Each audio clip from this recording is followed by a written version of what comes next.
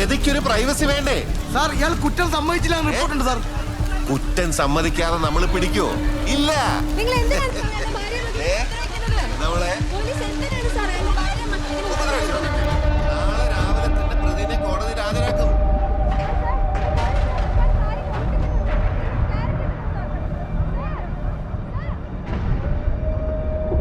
മൂടിക്കെട്ടി ഇറക്കണ.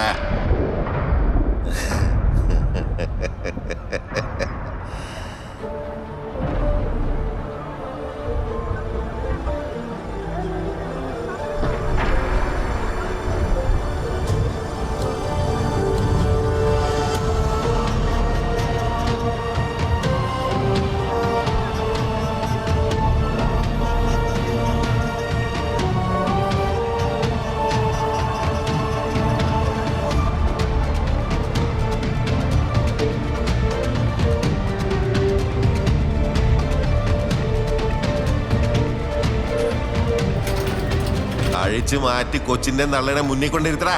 അവരൊന്ന് കാണട്ടെ.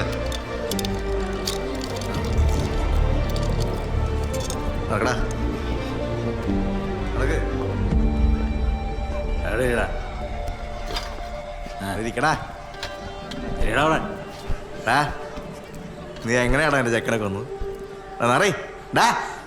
നീ എങ്ങനെയാണ് ചെക്കനെ കൊന്നു? തലക്കടിച്ച അതോ ശ്വാസം പിടിച്ച? എങ്ങനെ പറ്റിയടാ നിനക്ക്? നിന്റെ മോനല്ലല്ലോ അല്ലേ? എടാ നിന്റെ പെണ്ണും പിള്ളേയും കൊച്ചൊക്കെ അല്ലേ ഏറ്റവും നീ കൂടി കൊണ്ട് സംഭവിച്ചാൽ മതി. നമുക്ക് ഇതിനൊക്കെ ഒരു തീരുമാനമാക്കാം. ഏറ്റോടാ ഏറ്റോ എടാ.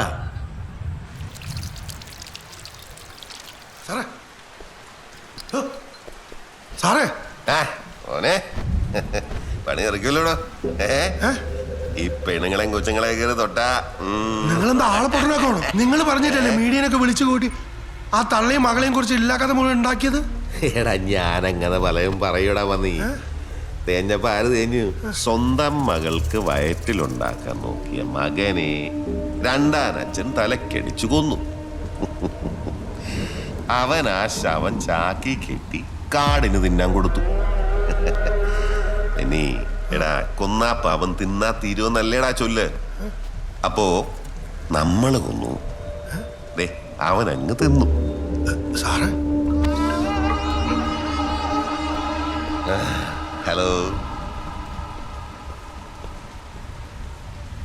ആ അകത്ത് കിടക്കുന്ന ബെൻസും നമ്മളും തമ്മി വലിയ ദൂരമൊന്നുമില്ല സാറേ. അറിയടാ, വാലാട്ടി നിന്ന് ശീലിച്ചു പോയി. കള്ളക്കാഴുവേറി.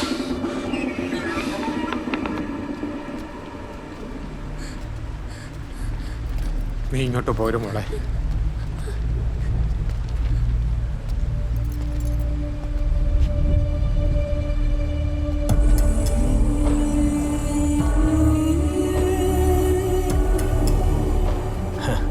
ഇമാതിരി നെറുകേടൊന്നും കോടതിയിൽ നിൽക്കില്ലാട്ടോ ജോർജ് സാറേ. നമ്മുടെ കോടതിയല്ലേ, നോക്കാം.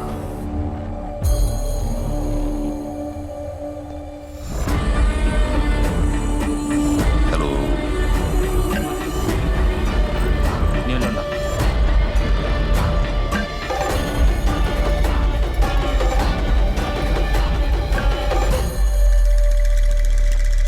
റാന്നി പവി വധക്കേസിലെ പ്രതിയും പവിയുടെ രണ്ടാനച്ഛനുമായ ഷൺമുഖൻ പോലീസ് കസ്റ്റഡിയിൽ. റാന്നി പെരുന്നാട് ഇൻസ്പെക്ടർ ജോർജ് മാത്തന്റെ നേതൃത്വത്തിലുള്ള സംഘമാണ് കമ്പത്തെ സ്വകാര്യ ലോഡ്ജിൽ നിന്നും പ്രതിയെ പിടികൂടിയത്. മകനെ കാണാനില്ല എന്ന് പറഞ്ഞ ഷൺമുഖൻ പോലീസിൽ നൽകിയ പരാതിയിൽ സംശയം തോന്നി നടത്തിയ അന്വേഷണമാണ് സംശയങ്ങൾ പവിയുടെ അമ്മ ലളിതയിലേക്കും തുടർന്ന് രണ്ടാനച്ഛൻ ഷൺമുഖനിലേക്കും എത്തിച്ചത്.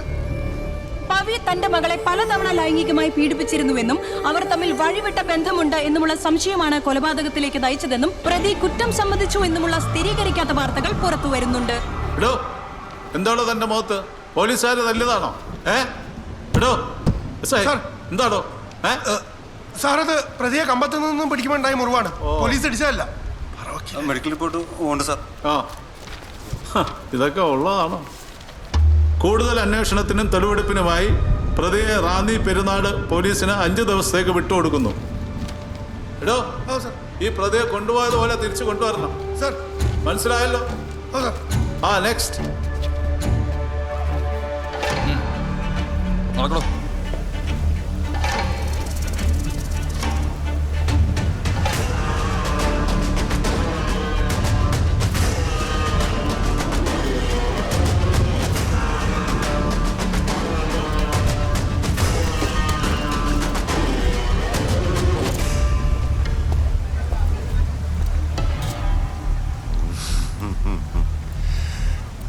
എന്റെ കഥയാടാ.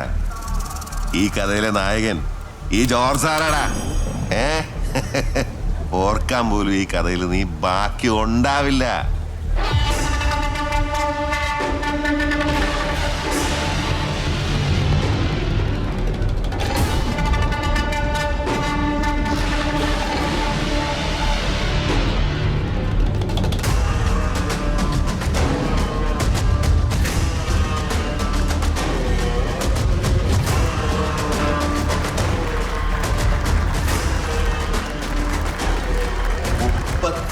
വർഷത്തെ ഔദ്യോഗിക ജീവിതത്തിന് ശേഷം ജോർജ് സാർ മരണമടയുകയാണ്.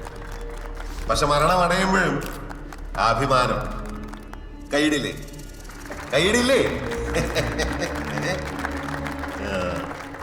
സാധാരണക്കാരന്റെ ഒപ്പം നിന്ന് അവന് വേണ്ടി അവന്റെ കൂടെ അവന്റെ തണലായി നിന്നതിന്റെ അഭിമാനം. എല്ലാരും പറയും ഈ ജോർജ് സാർ ഒരു മാന്യനാണ്. എന്താണ് ഈ മാന്യത? ആരാണ് ഈ മാന്യൻ? ആരുമില്ലാത്ത വീട്ടിൽ കുളിമുറി കുറ്റിയിട്ട് ഒറ്റയ്ക്ക് കുളിക്കുന്നവനാണോ മാന്യൻ? അല്ല,